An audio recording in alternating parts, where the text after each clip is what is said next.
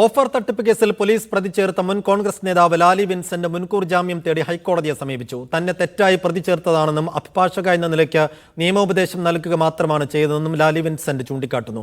അനന്തുകൃഷ്ണനെ തനിക്ക് പരിചയപ്പെടുത്തിയത് ലാലി വിൻസെന്റ് ആണെന്ന ആനന്ദ് കുമാറിന്റെ ആരോപണത്തിനെതിരെ ലാലി വിൻസെന്റ് രംഗത്ത് വന്നു. തെളിവുകൾ ആനന്ദ് കുമാറിനെതിരെയാണെന്നും ഈ സാഹചര്യത്തിലാണ് തനിക്കെതിരെ ആരോപണം ഉന്നയിക്കുന്നതെന്നും ലാലി വിൻസെന്റ് മീഡിയ വണ്ണോട് പറഞ്ഞു. അന്വേഷണം എൻ്റെ മേൽ തിരിച്ചുവിട്ട് എന്നെ പ്രതിയാക്കി എന്നെ ജയിലിലാക്കിയാൽ കിട്ടുന്ന നേട്ടം എന്താണെന്ന് കൂടെ അദ്ദേഹം പറയണം.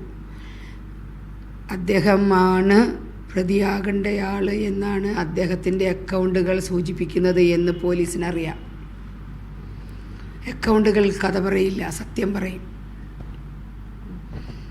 ഞാൻ അദ്ദേഹത്തെ കാണുന്നത് 2019 അവസാനമായിരിക്കും.